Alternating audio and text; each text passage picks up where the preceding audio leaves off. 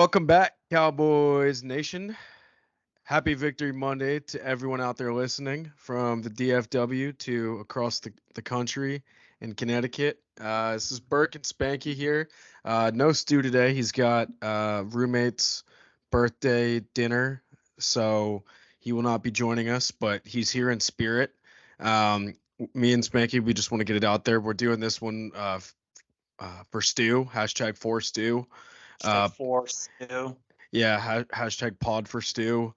Um, yeah, so our thoughts are with Clayton as he endures this grueling dinner tonight. But as I said, happy Victory Monday.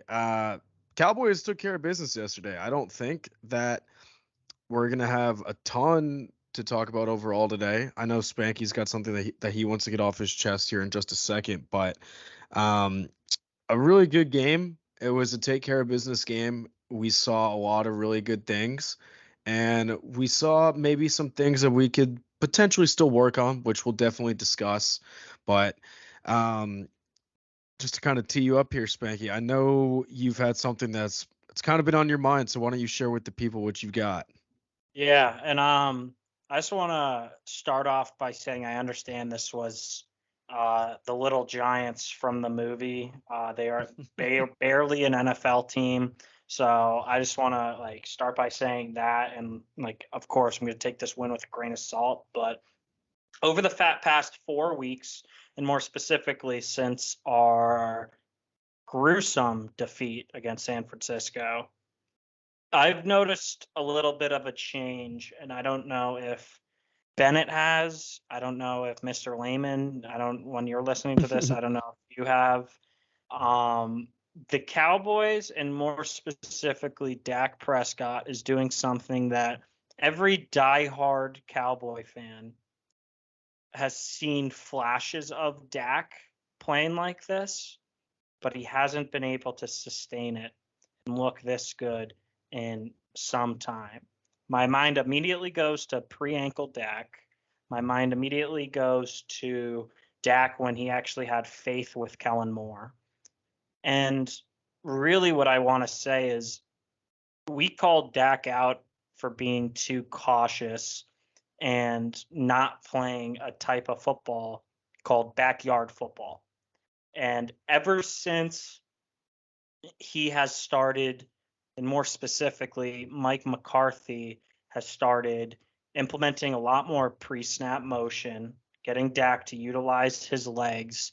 I've noticed Dak not looking different, but looking the way he's supposed to look as a quarterback, and looking the way that all Cowboy fans know he can play as a Dallas Cowboys quarterback. He's come under a lot of scrutiny lately, more specifically last year with the interceptions. And for everybody that lost their minds over Prescott's interceptions last season, he now has the best turnover-worthy play rate in the NFL this season, coming in at 1.7% of his plays are turnover-worthy. Dak Prescott is playing a brand of football that, if we had 6 inches go in our favor, which I understand that's a lot. That's a but ton. Yeah, that's almost too much. I think it's definitely a lot more than average. I sure hope. And and if 6 inches in Philadelphia goes in our favor, we're 4-0. But Dak is using his legs. Dak looks, and I could be wrong because we're not in the locker room, Dak looks like he has fully bought in, and not just saying he's bought into the media, but he's actually physically, spiritually, mentally bought into this Mike McCarthy offense. And Mike McCarthy has fully bought in to utilizing Dak Prescott the way Dak Prescott needs to be utilized. San Francisco, 19 plays, coming in at a 39%, were run with pre-snap motion. Since then, the lowest number, 54%, coming in at Philadelphia, 62% coming in at the Chargers, 56% coming in at the Rams, and against the Giants, 61%. It is no coincidence that the Dallas Cowboys, and more specifically Dak Prescott, is playing at his best when we have our best playmakers like CeeDee Lamb, like Jake Ferguson in motion, get a little sign of the coverage, and let Dak use his legs. And I just wanted to get that off our chest because against San Fran, against Arizona, I might have been the Dak not all the way out, but like I'm starting to dip my toes out of the water out. And he's finally played a brand of football that everyone loves calling backyard football. And I love watching it now. He's stepping into passes with Dexter Lawrence hauling ass right in his face. Not many quarterbacks do that. Jalen Hurts, Patrick Mahomes, I would like to see them actually step into a throw and put a dot onto their wide receiver with Dexter Lawrence in their face. It's a hell of a ball. So I just wanted to get that off my chest. Brain Dakota Prescott, you are playing at an MVP level right now, and it needs to be recognized more throughout our fan base and throughout the league. Agreed. Yeah. I mean, we said it.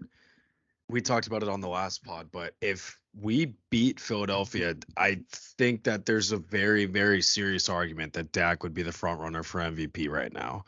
I mean, I think he would be the front runner easily. especially with how he played in that game and this, now 4-game streak that he's on where he's been on an entirely new level and he's looked absolutely dominant. I mean, the interception yesterday was bad. Not going to defend him on that, but I mean, dude, he had 5 touchdowns and we won by 32. Like, who cares? But yeah, man. I said it last episode and the episode before that. Spanky and I were kind of in the same boat where we're never going to be out on Dak, but we were in that territory where it was, okay, maybe we need to take a step back and really do we need to reevaluate?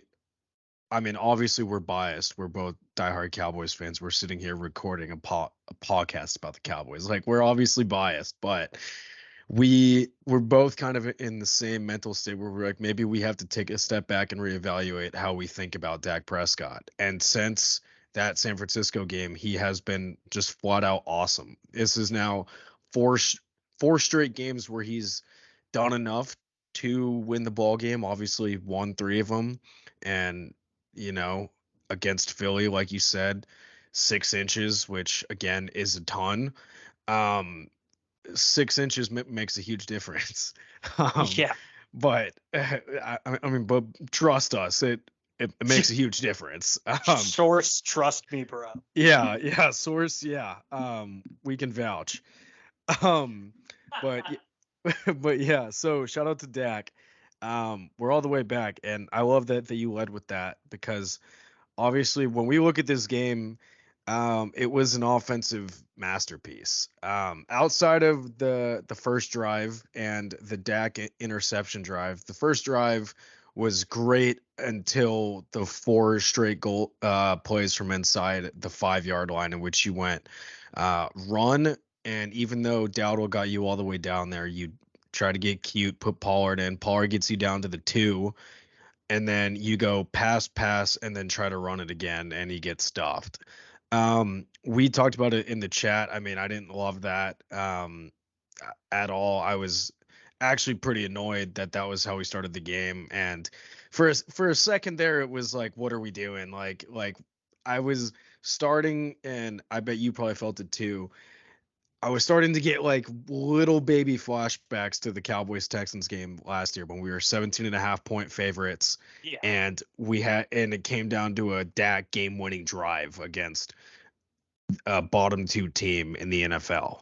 And it was I was starting to have a periodic flashback, like a Vietnam War flashback, where it was just, oh man, here we go again. 17-point favorites at home, have the longest home winning streak in the NFL, and we're gonna come out and shit the bed, and it's gonna be unnecessarily close. But then they woke up and realized that the Giants, and we have some buddies who are Giants fans. Shout out Manny, And it does pay me to say this, but the Giants are a dumpster fire of an organization right now. I mean, there's just no other way to frame it. It's a really bad Or situation in New York. You saw Darius Slayton and Sterling Shepard getting into it on the sideline yesterday. You've just seen a lot of frustration. You saw Tommy DeVito's parents getting angry with the play calling, which was hilarious, by the way. That was abs- absolutely hilarious. But sticking with our offense, like we finally saw everything that we've been waiting for. It feels like, except for the run game, never really was great yesterday, but it's fine because our quarterback is playing like an MVP right now. We finally saw the Brandon Cooks breakout game that we have been waiting for. This is why we went out and we made the trade for this guy, and we told our buddies who were Texans fans that we absolutely fleeced him, which we did. Brandon Cooks was awesome yesterday. He was targeted 10 times, had 9 catches for 173 yards and a touchdown, and he was just awesome. I mean, him and CD, if we can get performances from them like we did yesterday, and our quarterback is playing the way that he is, this team is going to be dangerous going down the stretch, especially with, you look at the who we have to play next week, which, not to look too far ahead, we'll obviously talk more about it on Thursday, but we do face a very, very bad Carolina Panthers team who just lost to Tyson Bagent and the Bears, aka Teabag, who is elite. I just want to put that out there. Shout out Tyson Bagent. But this team is, it doesn't feel like they're even peaking yet.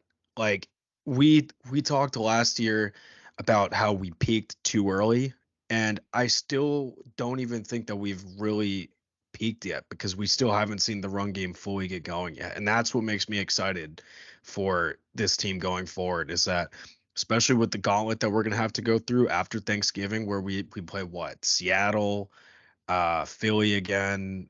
You got Buffalo, Detroit, Miami, all in there. So we're gonna find out what this team is made of here pretty soon. But I've got to think that, obviously, that's a game that you expect to win yesterday, but it has to be a huge momentum builder for that locker room, right? I mean, it has to be. 100%. And it's easy to be like, oh, it's the Giants and all of that. It's this, it's and that.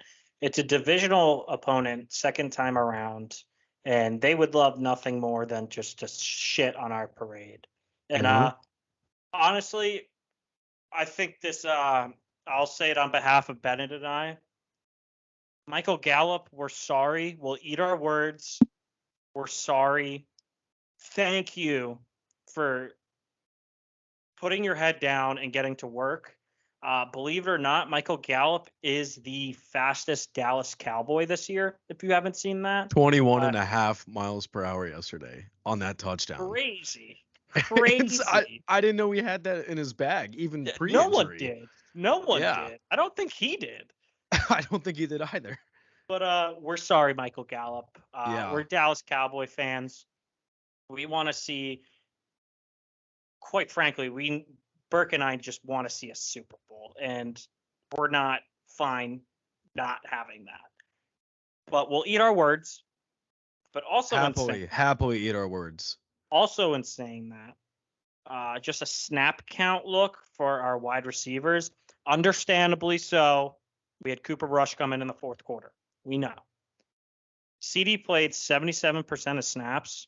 Can you take a guess on who our second most played wide receiver was yesterday, Bennett? I'm gonna guess Jalen Tolbert. Yeah, Jalen Tolbert with He was up there a lot. 62%. Then Brandon Cooks at 53. Then Gallup at 47. Honestly, shout out Jalen Brooks getting his first NFL catches. I think he had 3 yesterday. He looked great. Shout out Tolbert. Four catches. 4 catches. He got all 4 of his targets for 39 yards. Yeah, Jalen and Brooks. You know what? Shout out Rico Dowdle. It just, I can't unsee it after I've seen it already. I already know what you're gonna say.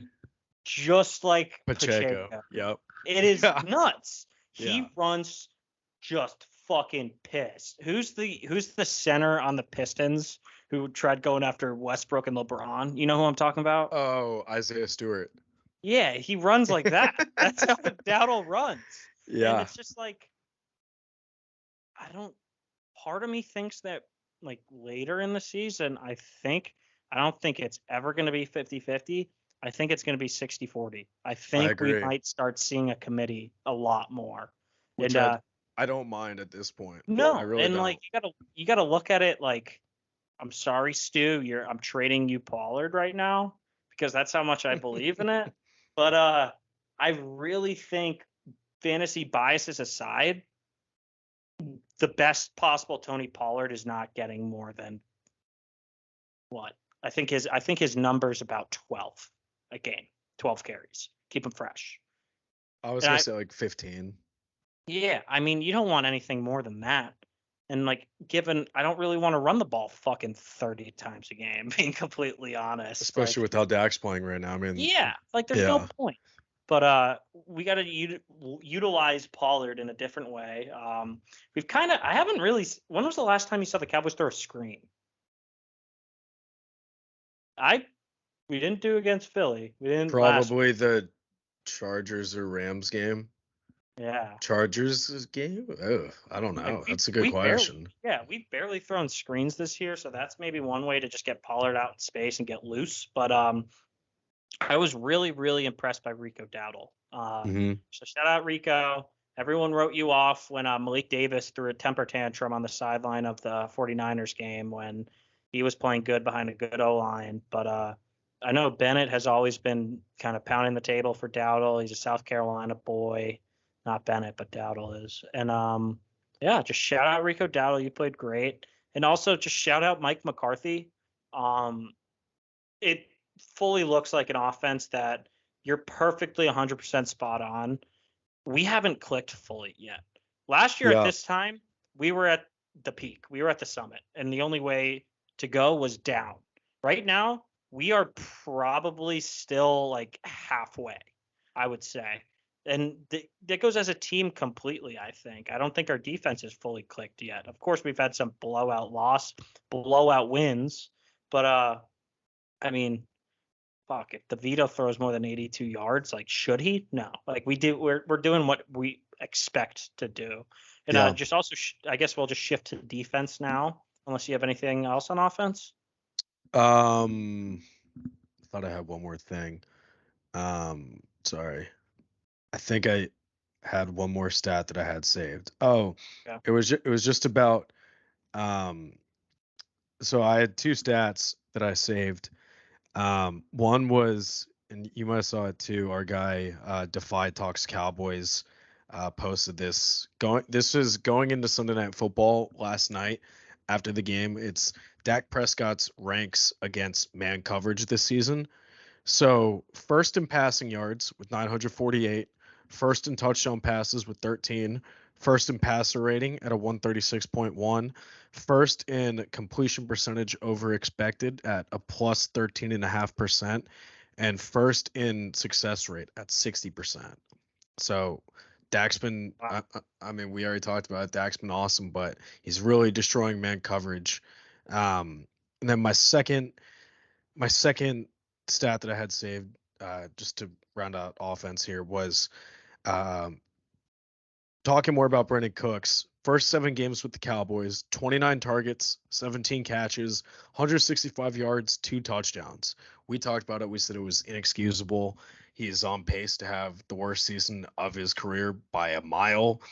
And yesterday, 10 targets, 9 receptions, 173 yards, and a touchdown. So Awesome. pretty awesome Well, stuff. Pretty we awesome love stuff. love it. Love it. So shout out the boys getting right. It was a get right week. It was stay on stay on path but get better week. And what better way to say it than our defense? Although the box score in the sack department wasn't what we expected, uh, poor Tommy DeVito was pressured, I think, on like 60% of snaps. So that's insane. Um, Overall, there wasn't really. I mean, shout out Durant Bland getting yet another interception. But there wasn't really anything that is like, holy shit, let's talk about it worthy. Sam Williams played a lot more, I would say. Yep. Mozzie Smith played really well in the time he was on the field. He had a couple, I think he had back to back tackles when the Giants were pinned at the 2, which Hmm. was really good. And yeah, I mean, John Way should have gotten a pick. So that's 25 push ups at practice. That would have been Yep. awesome. Should have had And that one. that might have been a house call. I don't know how fast DeVito is, and yet I don't know if he's gonna be able to tackle Yanway, but who knows? But really, like I don't really know what to say other than the fact that we did what we were expected to do on defense, and we just shut him down. Like Saquon did nothing. Sure, I think the second half he had a couple runs that broke like what 9 yards, but other than that, we just completely feasted. This is a defense where we're kind of, and I don't mean to be splitting ass hairs right now, but we're kind of hit a little bit of a plateau in our performances, I would say, where we're doing what everyone expects us to do, nothing more, nothing less.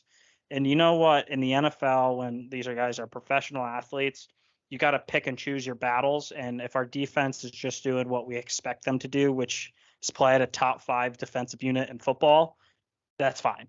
And Yeah. like, sure, we got really spoiled at the beginning of the year with like all these flashy interceptions, blocked field goals, blocked punts, yada, yada, yada. But I mean, not every week you're going to have those flashy plays. And so for our defense just to show the capabilities of, okay, it's fucking Tommy DeVito, like run it at us, pass it at us. We don't care. We're just going to stop it. And you're going to have to punt the ball back to a red hot Dak Prescott. Hmm. We got to take that as a W instead Yeah. of just being like, oh, we didn't sack them that many times. Yeah.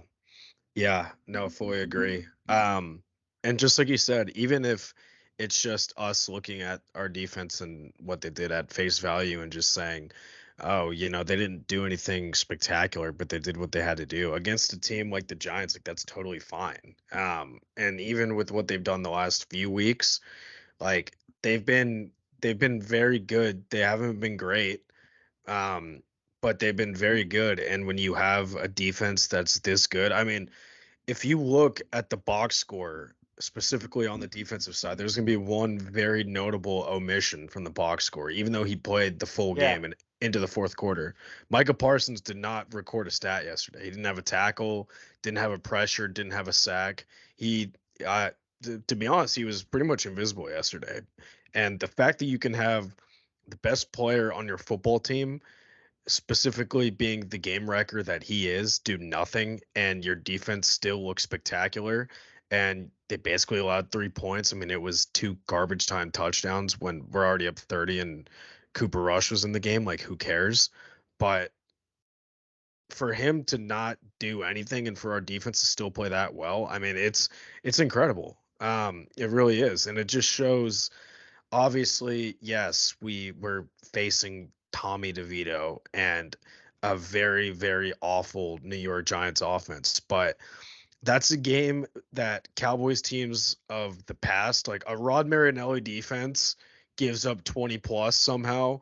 And we probably, under the Jason Garrett, Rod Marinelli Cowboys, win that game by like 7 or like yeah, 10. for Like sure. it's not the blowout that it was yesterday. For sure. And just some of the other guys that stepped up yesterday. DeMarcus Lawrence had a solid game. Sam Williams, as you said, had a solid game. Mozzie Smith played well. We kind of ragged on Fowler and Armstrong the last couple pods. They both had a sack yesterday. Neville Gallimore even got a sack yesterday. Before the So ejection, yeah, for the ejection. Yeah, that's what I forgot to look up. I Yeah, still he haven't seen kicked. that clip. So it was like I'll explain it best as I can. I'll paint the picture.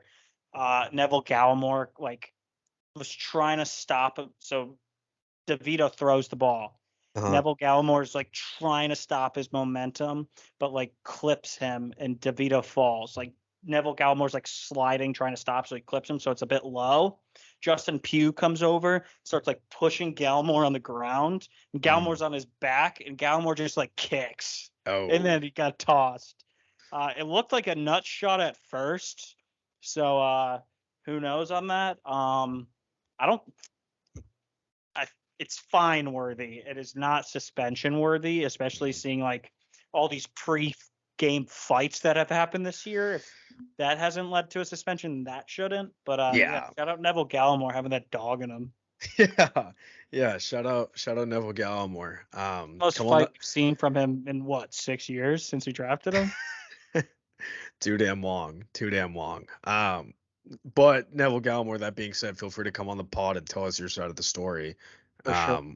He probably said some questionable things to you. I don't want to assume anything, but Neville, reach out to our people, reach out to your people. Let's get in touch. Yeah, whatever your side of the story is, whatever narrative you want to have out there, we'll start pushing it. We'll get people on the wave. We'll send the clip out everywhere. Like we got you, buddy. Don't worry. Breaking moves.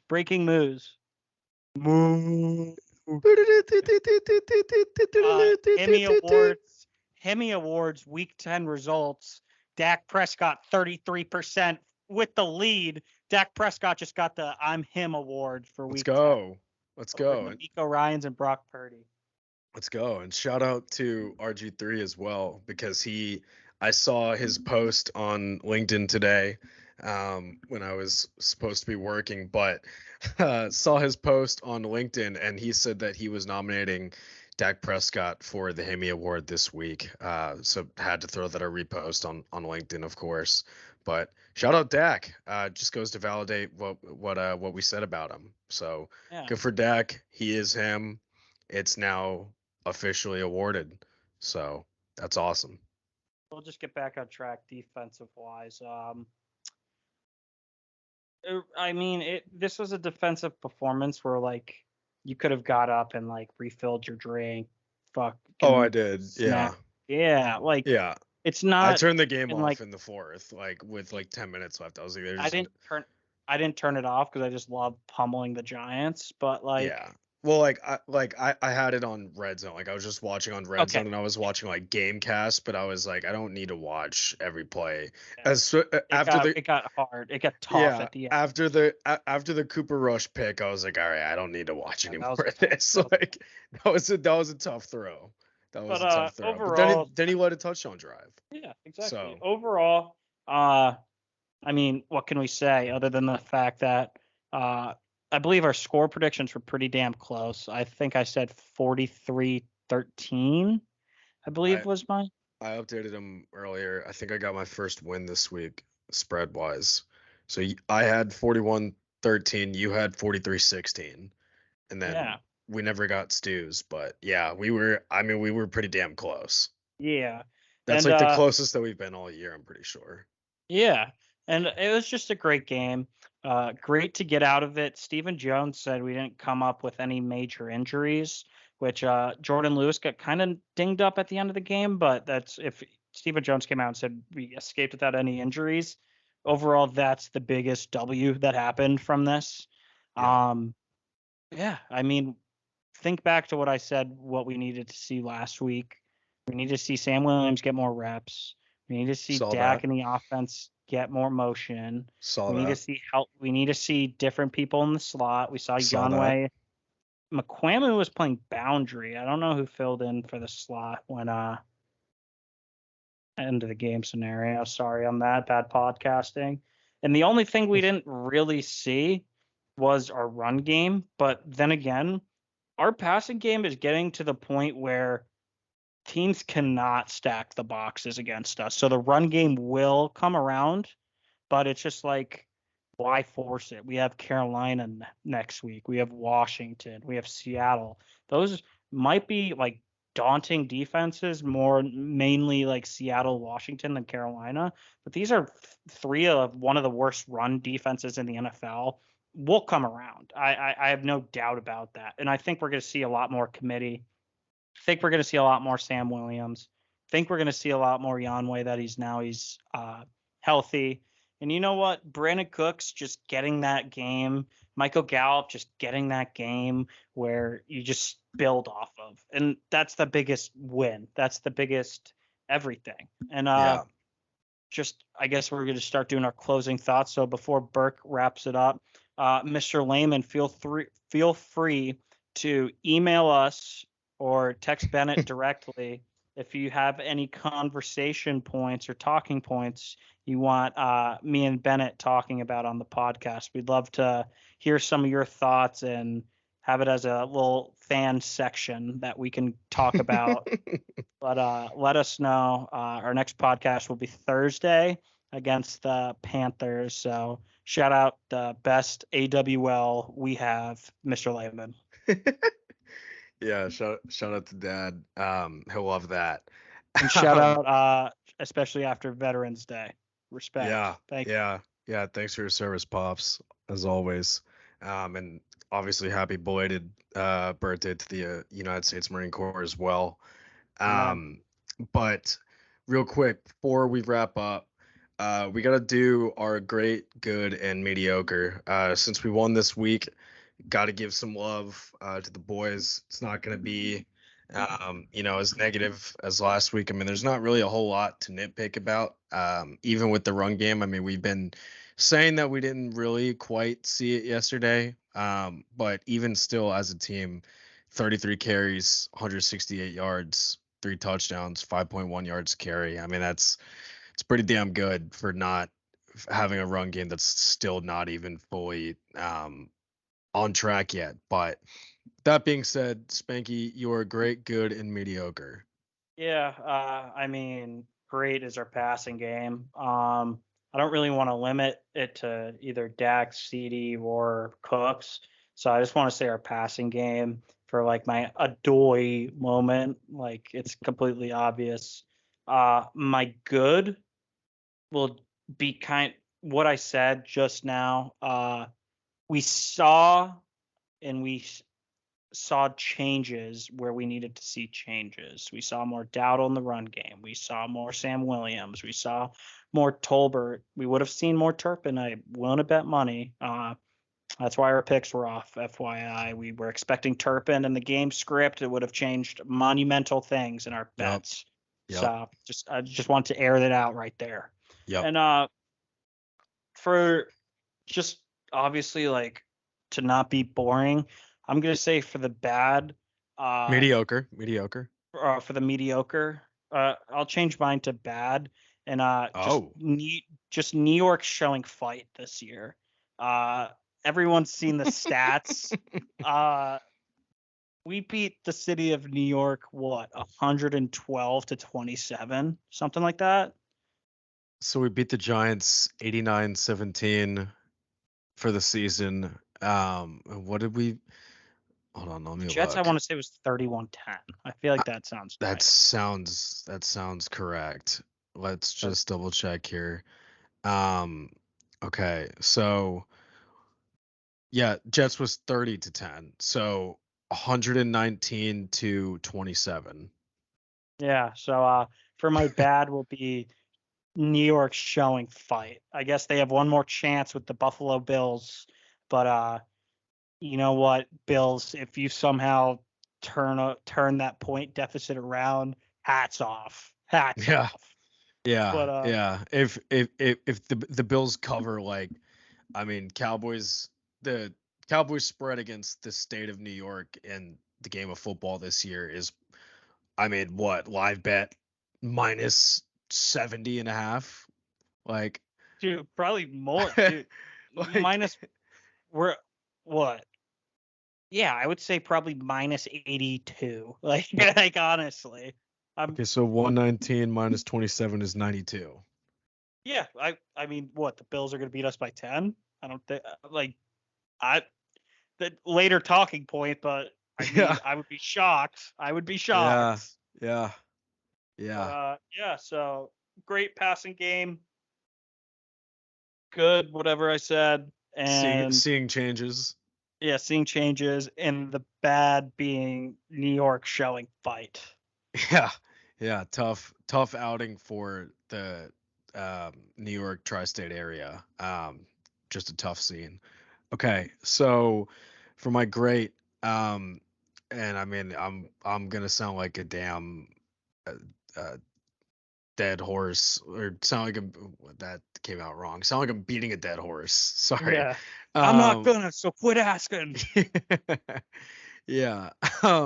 My grade's gonna be Dak. I mean, we already said it.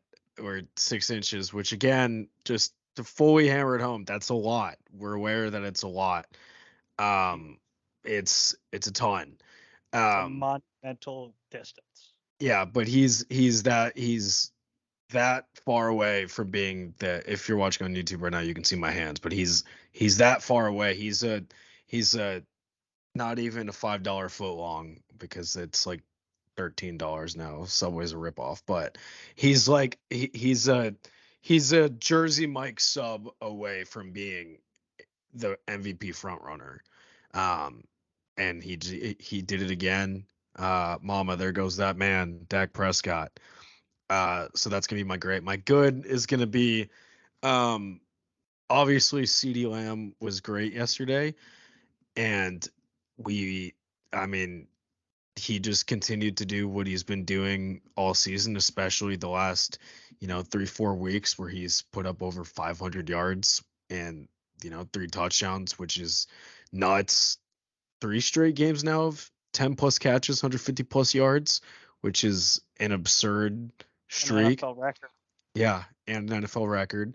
Um, but my good is going to be wide receivers not named CeeDee Lamb. And I say that simply because got to give love to Brandon Cooks. Finally had his big breakout game. He did say earlier last week when they asked about his lack of targets after Philadelphia, he said he wasn't worried about it. He's not really chasing stats. He said he believes in Dak. He believes in Mike McCarthy, and that his numbers were going to come, and he was right. And then obviously Michael Gallup with the unheard of 21 and a half miles an hour fastest player on the team yesterday. Just again, I don't even know if he knew that he had that in his bag still. We certainly didn't think that he did. So shout out Michael Gallup. Robo, yeah, robo knee. That's Yeah, got to be it. yeah, thank you for proving us wrong. We will happily eat our words on that. Shout out to Jalen Brooks as well. Shout out Jalen Tolbert, getting more snaps, getting more involved. So yeah, wide receivers not named CeeDee Lamb. For my mediocre, uh, I mean, wow, not to nitpick. It's not like it's a concern or anything. I mean, he just had a sack and a half against the Eagles, but my mediocre, just for the sake of being different, I'll just say Micah Parsons. I mean, didn't do anything yesterday. Again, not that it mattered, as we said, not that it's anything to worry about, but just it for the sake of having to put something there that's not either the running game or the state of New York showing signs of life on the football field this season, I'll just say Micah Parsons. Again, not an issue. He's a top 3 defensive player in football, so I'm not concerned about it. Before we wrap up here, do you have any cover zero takes that you want to fire off? I mean, I would say CD Lamb's new record slash streak that he's on is a lot more impressive than AJ Brown's streak. And I'm not sure if that's a hot take or not, but AJ Brown had a streak of what, 6 games with 125 plus yards, something like Yeah, that. 5 or 6, I think. But I mean,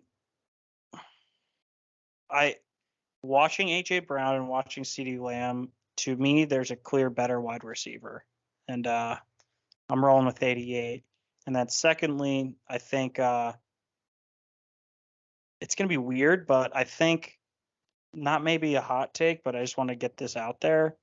So CeeDee Lamb's obviously Dak's number one option, but I really like the fight, especially now after New York, that there's kind of like a fight for the number two option. And it's Hmm. between Ferg and it's between Cooks. And Cooks just got just got his. But before Cooks got his, Ferg set Cowboys record since that hasn't been broken since 2011, which is a Cowboy tight end to score a touchdown in 3 or 4 consecutive games.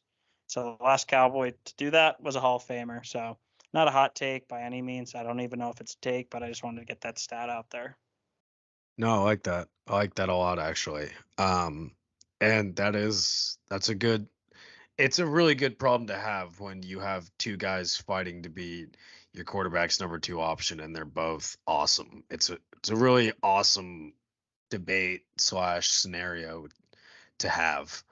Um cover zero take. Cover zero take. What am I feeling today?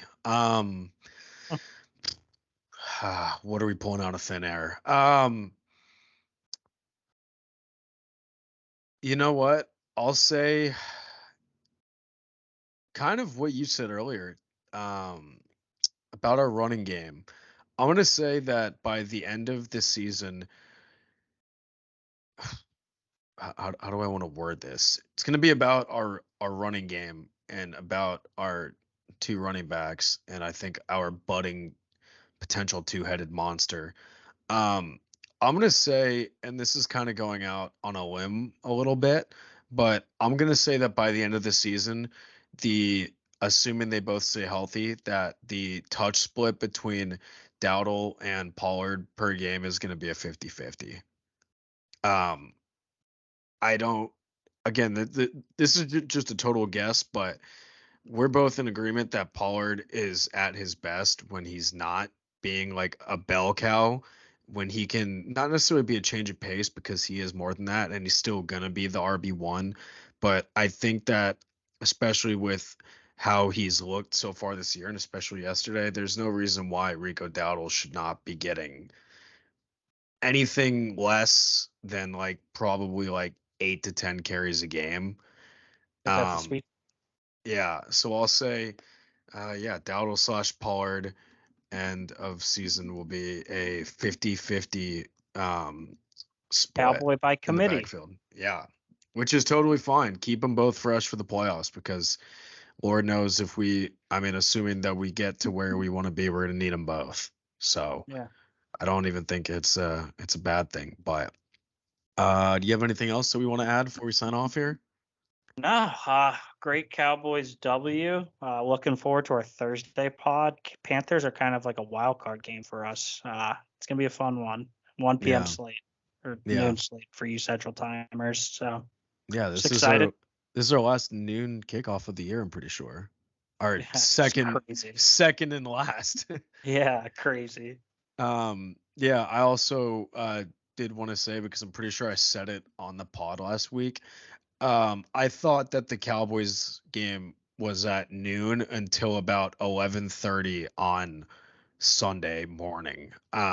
And it was my mom of all people who told me that the Cowboys played at 3:25.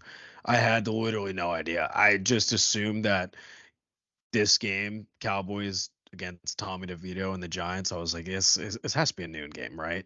Yeah, who would Um, have thought that was America's game of the week? yeah, Thoughts. yeah, yeah. So I think I mentioned it on the episode last time. So if I did, my apologies. But shout out to my mom for being the one to break that news to me, which was a pretty big shock to me. So that was pretty wild. But um, nothing else to add. Nope. Okay. Well, as always, please follow us on our socials. Follow us on X or Twitter and our TikTok at Dallas BC Pod. Find us on Instagram at Dallas BC Podcast. Email us with any sponsors or inquiries, podcastdbc@gmail.com. And for that loser that has been going back and forth with us on TikTok, um, I'm not gonna say what I want to say because it won't be like PG, and we've actually done pretty well with not using a lot of profanity in this episode, so I want to keep that going. Um, but you can go fly a kite, buddy. I'll just say that. Um, but yeah, man, go follow us on all of our socials. We're gonna try to be pretty active as always. been getting some good engagement on some of our Twitter questions. We love interacting with you guys on there and in the communities and all that. So throw us a follow, join the Cowboys Twitter community, free plug. And you'll probably see our tweets. We're going to be firing some off this week, hopefully getting some interactions and, kind of what we did after the San Francisco game, hopefully introducing more of like a fan corner, fan section kind of segment to our pod. So if you guys could help out with that, that would be awesome. Um, but with all that being said, thank you guys, as always, for being the best listeners out there and for joining us today. And we will see you guys on Thursday to talk about the Cowboys and the Panthers.